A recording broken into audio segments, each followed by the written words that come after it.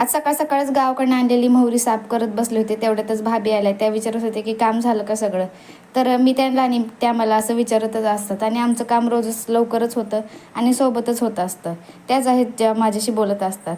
तर माझी मोहरी वगैरे साफ करून झाली होती. त्याच्यानंतर म्हटलं आता घरातलं काम करून घेऊया. त्याच्या आधी रात्री उरलेलं दही होतं, त्याचा काहीतरी उपयोग करूया म्हटलं.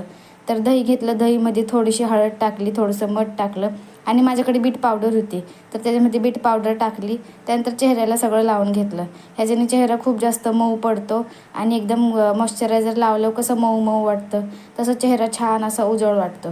त्याच्यानंतर सगळं काम वगैरे आवरून झाल्यानंतर मस्तपैकी स्वस्तिकसाठी आंबा कापला होता. त्याला आंबा खूप जास्त आवडतो. मग त्याला एक आंबा कापून दिला खाण्यासाठी. त्याच्यानंतर संध्याकाळी स्वस्तिकच्या पप्पांची वाट बघत होतो आणि आता ते खूप जास्त लेट येतात. त्याच्यामुळं आज म्हटलं आपण एकटेच चहा पिऊया. तर मस्तपैकी पाव आणला होता दुकानातनं आणि चहा पाव आम्ही दोघांनी एन्जॉय केला. त्याच्यानंतर म्हटलं स्वयंपाक काय करायचा. तर स्वयंपाकामध्ये फक्त डाळ भात आणि हिरव्या मिरचीचा ठेचा बनवला होता आणि भाकरी. माझं स्वयंपाक वगैरे सगळं रेडी झालं होतं आणि माझा स्वयंपाक आज खूप हळूहळू दमादमाने चालला होता. त्यामुळे खूप जास्त लेट झालं. त्यानंतर मग स्वस्तिकचे पप्पा पार 10 वाजता आले आणि त्यांचं अंग खूप जास्त दुखत होतं कारण दिवसभर काम करावं लागतं. तर मग त्यांचे थोडे हातपाय पाठ दाबून दिली. त्याच्यानंतर ते फ्रेश व्हायला अंघोळ करायला निघून गेले.